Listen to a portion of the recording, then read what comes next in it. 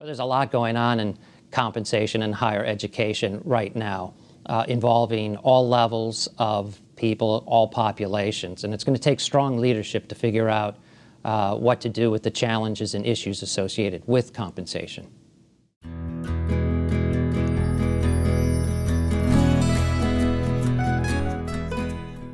Well, the state of compensation in higher education really depends upon the population we're talking about.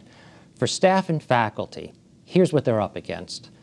Leveling of tuition or freezing of tuition, less grant dollars from the government, less support from the states, less income from endowments. All that translates into less money.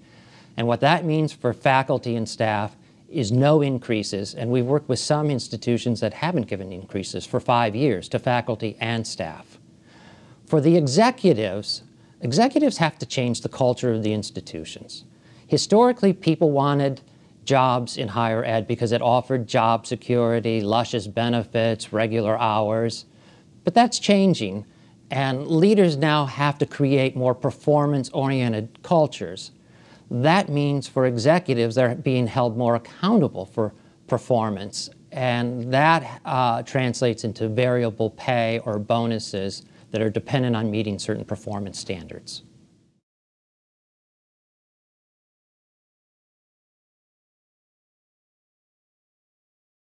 The challenges that institutions in higher education face with regard to compensation really come down to one word, and that's money.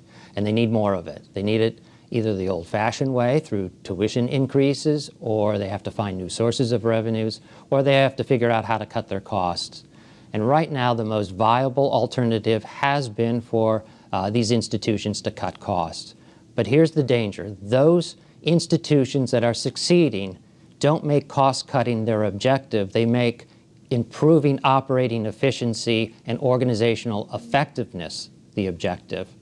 Cost reductions will follow.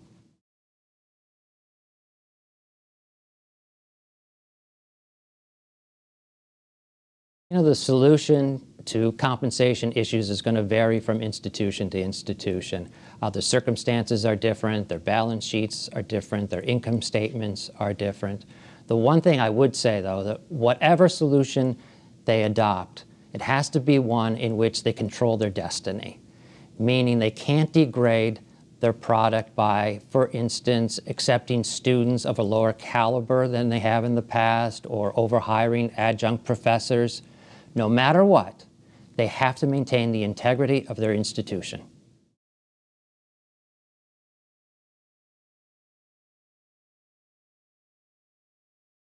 Sibson is addressing the compensation challenges in many different ways and at different levels. Right now, we're currently working with many boards, for example, helping them to think through sound governance procedures and executive compensation. As a part of pay practices, we're helping organizations to restructure and reclassify jobs. And we're performing many competitive analyses with staff and faculty and helping institutions think through how to best allocate scarce resources.